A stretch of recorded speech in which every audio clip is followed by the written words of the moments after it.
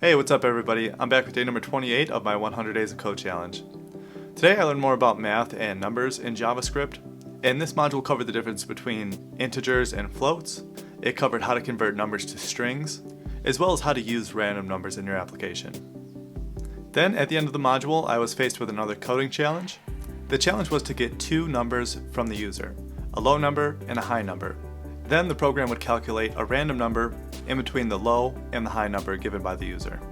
And this challenge of course incorporated everything that I learned previously, including taking user input, storing numbers in variables, converting strings to numbers, as well as how to properly use random numbers in JavaScript. Alright, that's all for today. Thank you guys for tuning in. If you like this video, be sure to give it a thumbs up and subscribe if you want to see more. And I'll catch you again tomorrow. Have a great day.